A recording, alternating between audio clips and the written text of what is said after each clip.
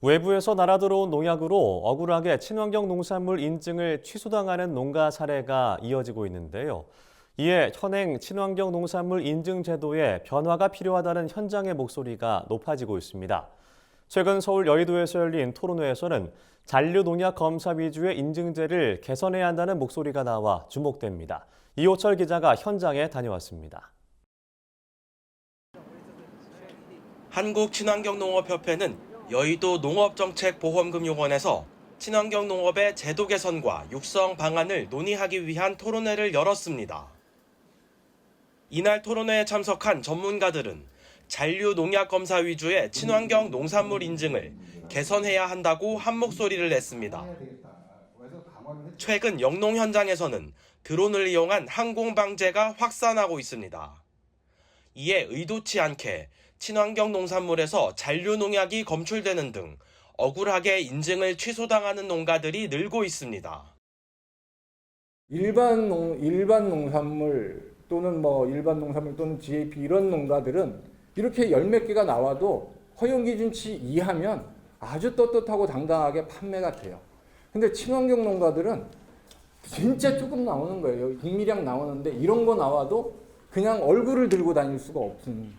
그래서 이걸 보면서 우리 사회가 친환경 농가에게 요구하는 어떤 헌신이라고 하나 그런 게 부담이 너무 큰 거 아닌가. 강용 한국친환경농업협회장은 농약 검출 같은 결과만으로 친환경 농산물을 검증하기보다 생산 과정까지 고려해 친환경 농산물 인증을 부여하게끔 제도를 개편해야 한다고 주장했습니다. 강 회장은 국제식품규격위원회 등 유기 인증 규정을 보면 농약 잔류 검사를 강제하지 않는다며 우리도 국제적으로 통용되는 기준에 맞춰 친환경 인증 제도를 변경해야 한다고 강조했습니다. 국내 친환경 인증제의 엄격한 기준이 한국 친환경 농업의 축소로 이어질 수 있다는 지적도 이어졌습니다. 토론회 발제를 맡은 김태현 단국대 교수는 비합리적인 인증 기준으로 최근 친환경 농산물을 재배하는 농가가 급격히 줄어들고 있다고 말했습니다.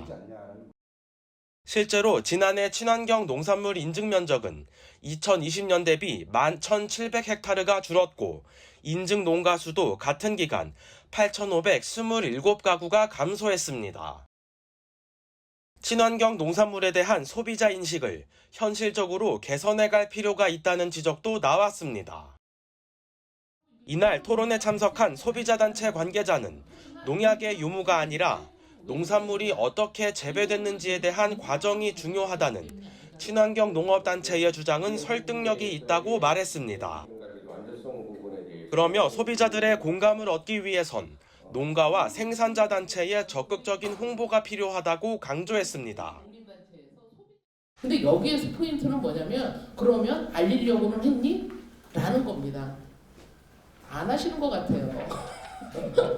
안 하시는 것 같아요. 그리고 중요하다고만 말씀하시는 것 같아요. 기본적으로 건강과 안전 이상의 가치가 있다는 것을 적극적으로 알리시고 홍보하셔야죠. 한편 이번 토론회에 참석한 농림축산식품부 관계자는 친환경 농업 잔류 농약 기준을 개선해야 한다는 의견에 동감한다며 인증 제도 개선에 대해 적극 검토해 나가겠다고 밝혔습니다. NBS 이호철입니다.